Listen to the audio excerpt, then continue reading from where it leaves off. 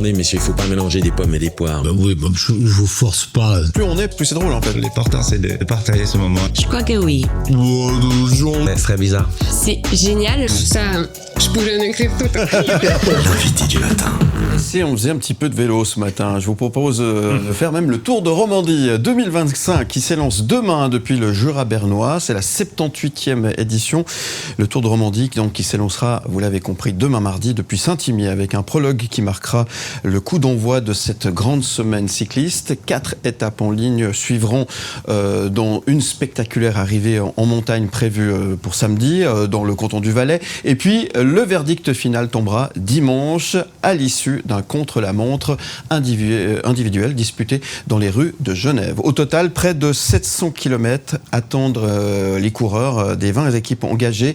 Entre défis sportifs et prouesses logistiques, l'épreuve promet une nouvelle fois un spectacle grandiose porté par la beauté des paysages romans et on en est très très fiers. Et lui aussi, il en est très fier. C'est Richard Chassot qui nous fait le plaisir d'être avec nous sur le plateau. Bonjour Richard. Mais bonjour. Merci d'être avec nous pour nous parler de vélo, pour nous parler cyclisme, pour nous parler de ce mythique rendez-vous, mon cher Mike.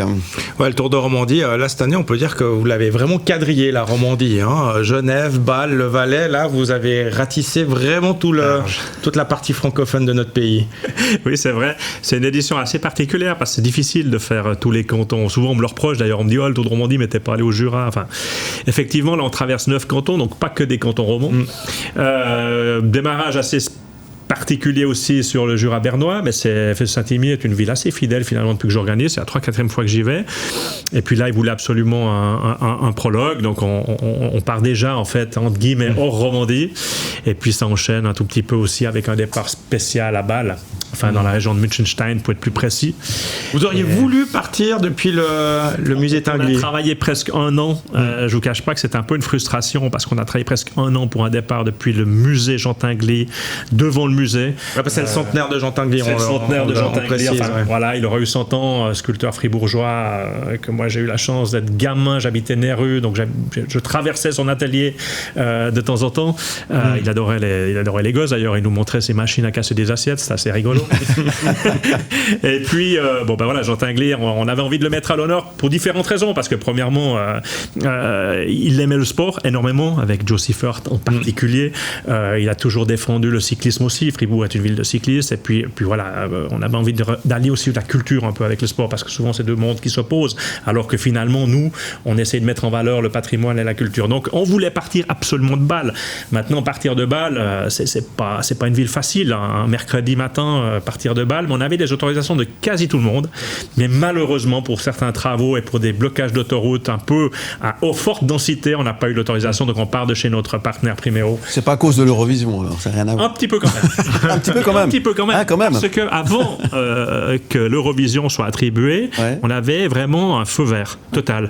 Et à ce moment-là, d'ailleurs, les gendarmes avaient dit, j'espère qu'on aura, en parenthèse, je ne veux pas dire ça trop fort, mais les gens ont dit, j'espère qu'on n'aura pas l'Eurovision, parce que si on a l'Eurovision, ça pose un vrai problème. Parce que les forces de gendarmerie sont limitées en Suisse. En fait, on fait pas appel à un bataillon suisse qui viendrait en renfort. Et ça leur posait un problème parce qu'effectivement, l'Eurovision prend énormément d'énergie aux polices et d'heures supplémentaires. Okay.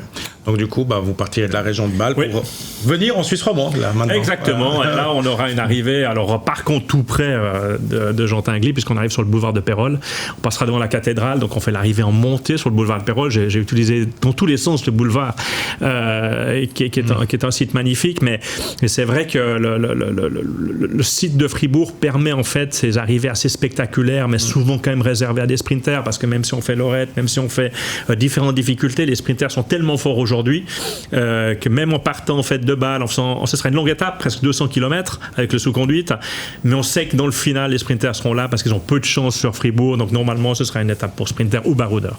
Ouais. Et puis derrière vous allez faire des étapes en boucle. Ça c'est une tendance aussi de dire on part et on arrive au même endroit et on sillonne la région. C'est ce qu'on essaye de faire aussi parce que ça plaît évidemment aux communes qui nous reçoivent. Vous savez que c'est un gros travail quand même de recevoir le Tour de Romandie. C'est pour eux aussi un travail d'une année de mise en place. On est 2 partenaires, nous on arrive avec notre logistique, eux ils doivent préparer la place. Et puis c'est vrai que les parcours, quand vous prenez une région presque en otage pour le Tour de Romandie, vous faites commencer à tourner, on veut la mettre en valeur, on a le droit, comme vous le savez, à 1h30 de télévision en direct. Si une région investit pour l'avoir, c'est clair qu'elle veut le maximum d'images. Et c'est aussi bon pour nous, pour nos spectateurs, pour nos partenaires, parce qu'on peut aussi rester, montrer ce que c'est en fait le déballage du Tour de Romandie, les 20 équipes avec leur matériel, l'équipe de la télévision avec leurs 10 camions, nous avec nos 10 camions aussi.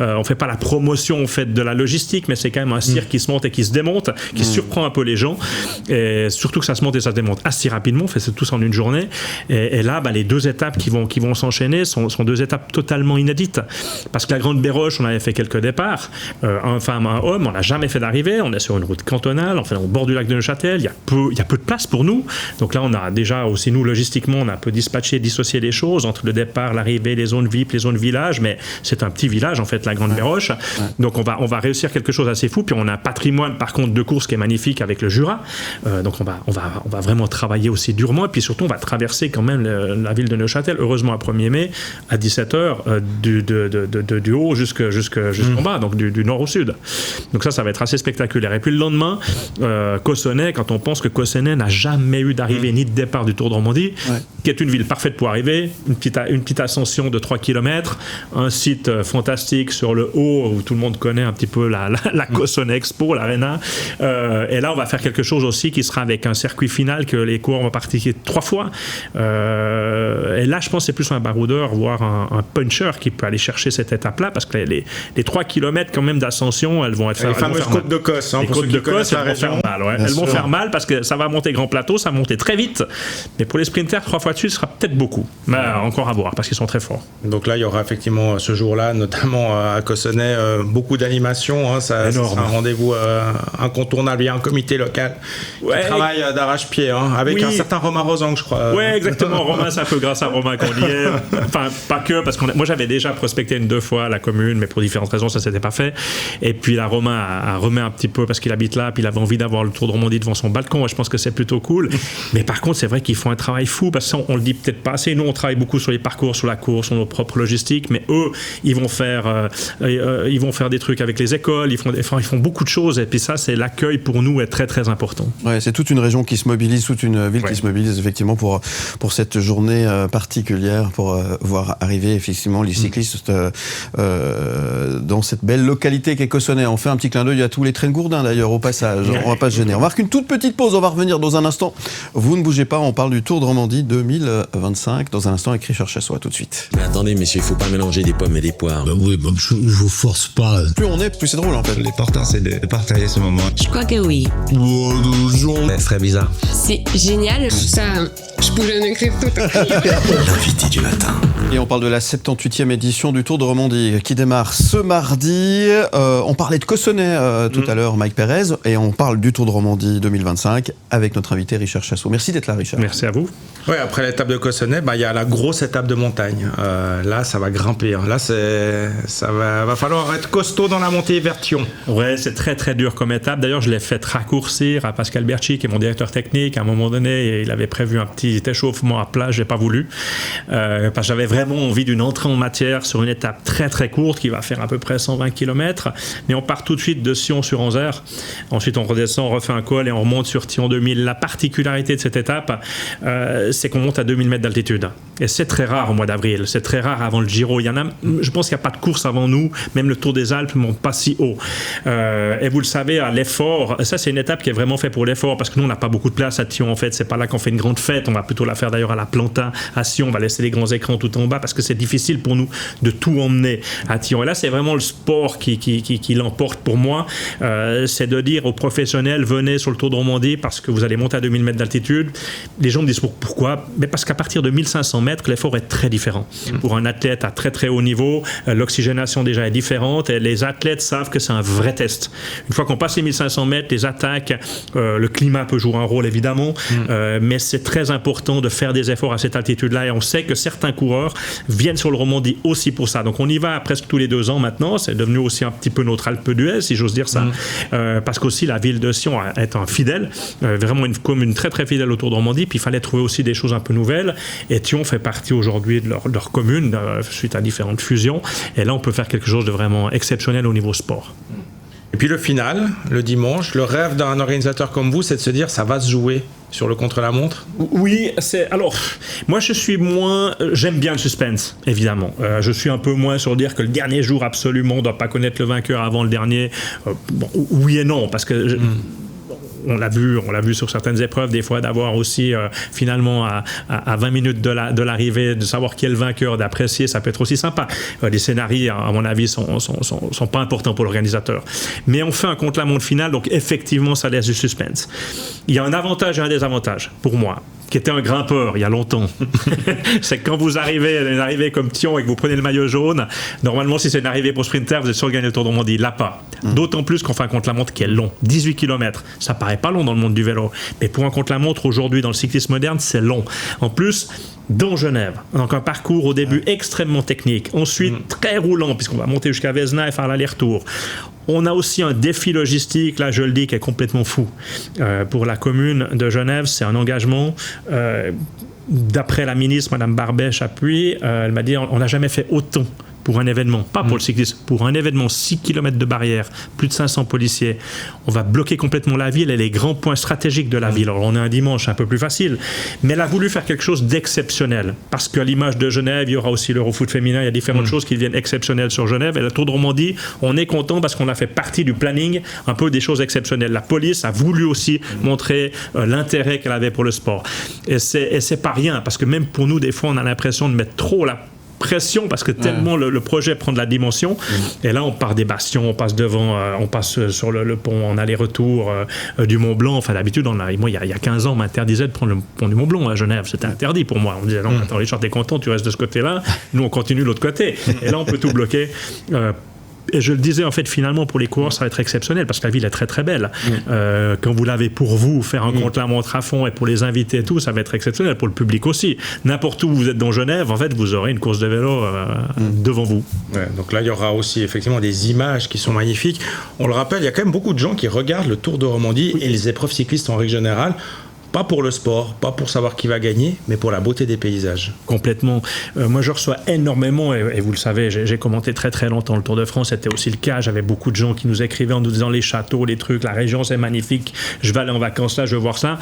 En Romandie, c'est aussi le cas. On met en valeur un patrimoine qui est magnifique, qui peut appeler au cyclotourisme et à d'autres vacanciers. Mais ce que je me suis rendu compte, parce que ça fait quand même presque 20 ans que je m'en occupe, c'est que les gens sont très fiers qu'on monte leur maison aussi. Tout simplement parce que quand vous habitez dans une région, vous êtes assez quand même fier, vous êtes content de la région que vous habitez, vous êtes content de la voir en télévision, et souvent les gens m'écrivent, me disent ah c'est super, ah mais si vous avez pris la route d'à côté on aurait vu ma maison, bon bah tant pis. Bon, avec l'hélicoptère on voit quand même beaucoup de choses, mais c'est fou en fait la dimension que ça peut prendre, le fait d'être associé à l'événement, et puis le cyclisme, je le rappelle, c'est un sport qui est offert, donc ça passe devant chez vous, c'est un événement international, il y a le champion olympique qui passe devant chez vous, enfin c'est complètement incroyable. Même si vous n'aimez pas le vélo, bah, les images d'hélicoptères, les trucs, vous allez apprécier, les montagnes, les dents du Midi, enfin voilà, c'est des choses qui sont belles, et le cyclisme permet ça. Par contre, à contrario pour nous, la difficulté, c'est qu'effectivement, je le dis, on est au budget, il n'y a pas de ticketing. Alors tant mieux pour le public, c'est un peu plus difficile pour l'organisateur. Et puis l'espace public devient difficile à privatiser. Très très difficile à privatiser et à sécuriser. Ouais, c'est un défi aussi au niveau de la sécurité. Ouais. On arrive maintenant à plus de 200 personnes qui s'occupent de la sécurité. C'est encore pas suffisant. Il m'en faudra encore 100 de plus. Et on ne sait plus où s'arrêter. Parce qu'entre la protection des obstacles, le signalétique des virages dangereux, de bloquer tous les ronds-points, tout le mobilier urbain qu'il faut signaler, protéger. Enfin, c'est un travail de titan. Et chaque jour, j'ai des équipes, j'ai 200-300 personnes qui s'occupent de la sécurité, ne serait-ce que sprayer. Par exemple, on spraye aujourd'hui avec des sprays qui s'éliminent à la pluie, évidemment, mais chaque obstacle, c'est 600-700. Donc il faut se lever de la voiture 600-700 fois pour aller donner un coup de spray, pour signaler aux coureurs qui vont passer là à 30 secondes. Et c'est un travail de fou de préparation qui est important parce que ça va très très vite. Le cyclisme va presque trop vite d'après Christian Prudhomme, et je le rejoins.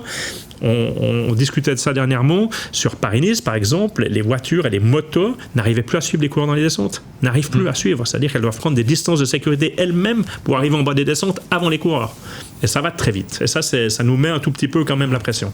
Ouais. Bah, du coup, vous, ce que vous voulez, c'est que ce soit beau au niveau du spectacle, au niveau du sport, mais surtout que tout se passe bien, effectivement, dans les à côté. C'est un peu Ça a été, si le dimanche soir, vous arrivez à Genève et qu'il n'y a pas eu de pépin, je suis content. Le Tour de Romandie est réussi, quel que soit le résultat. Et je dirais, même depuis que j'ai quitté mon poste de consultant, donc ça fait longtemps maintenant pour le Tour de Romandie, un peu moins pour le reste, mais c'est la seule épreuve où souvent je ne me rappelle pas qui est le vainqueur.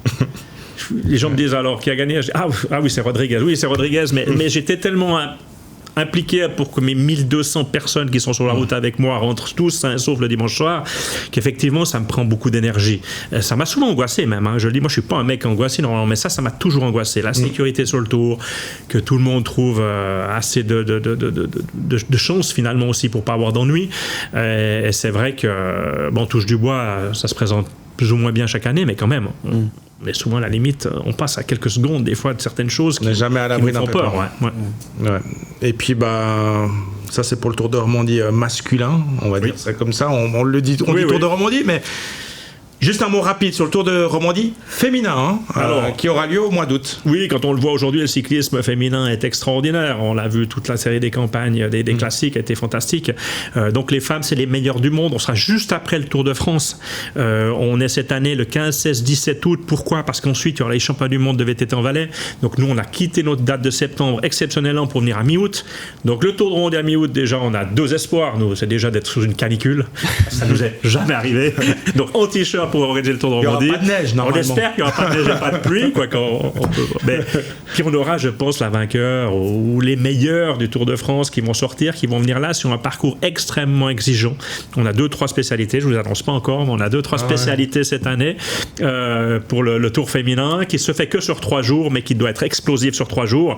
Et puis, je rappelle juste que l'année passée, c'est la championne du monde qui a gagné devant la meilleure coureuse mondiale de l'année. Donc, voilà, on a un magnifique... une magnifique édition, une magnifique épreuve, et puis il faut qu'on perdure parce que c'est pas facile aussi justement de l'implanter quand même. On l'a dit, 78 ans pour les hommes, ce sera la 4e pour les femmes, donc il faut un peu de temps en général, mais les audiences TV ont doublé, les partenaires sont contents, donc on espère que ça continue comme ça. On vous le souhaite. Bah oui. On en reparlera d'ici là, évidemment. Oui, avec plaisir. Alors, qu'est-ce qu'on peut souhaiter là, à quelques heures du départ de cette boucle 2025 ? Je me répète, depuis 20 ans, ce qu'on souhaite nous, c'est ce que l'a dit un peu Mike, c'est que ça se passe bien pour les coureurs, premièrement, parce qu'on a une épreuve quand même réputée, mais qui sert aussi à la préparation des grandes épreuves que sont le Giro, Tour de France. Donc on veut que les coureurs sortent de là plus forts, et pas blessés, ou pas inquiets, donc plus forts. On espère aussi que notre personnel, que les villes qui nous reçoivent prennent du plaisir, qu'il n'y ait aucun accident qui vienne gâcher la fête. Comme je disais, c'est 1200 personnes, plus encore tout le public. En fait, ça fait beaucoup de monde sur les routes du Tour de Romandie. Et moi, ma satisfaction, elle est toujours là. C'est quand on rentre effectivement le dimanche soir. Ce qu'on disait avant. On peut souffler, et ça s'est bien passé. Et moi, je dis toujours un beau vainqueur, parce que moi, j'étais un équipier dans le monde du vélo. Et à l'époque, je ne comprenais pas les organisateurs qui disaient « Ah, j'espère qu'un tel va gagner, c'est bon pour ma palmarès. » Pour moi, un coureur qui gagne, c'est bon pour le palmarès, parce que on est une course aussi qui révèle des grands talents. Bon. Merci Richard Chasson, en tous les cas. Merci d'être venu. Donc au boulot, là, il faut y aller. Il faut y aller. Merci Richard, merci Mike. On en parlera toute la semaine, évidemment. Toute la semaine, évidemment. Voilà, de très très près même, avec l'actualité. En tous les cas, bon tour, on va le dire tout simplement. Et puis merci encore une fois d'être venu. Vous retrouvez évidemment cette interview en podcast et en image sur le site mlemedia.ch. Et vive le vélo. À très vite. Où tu veux, comme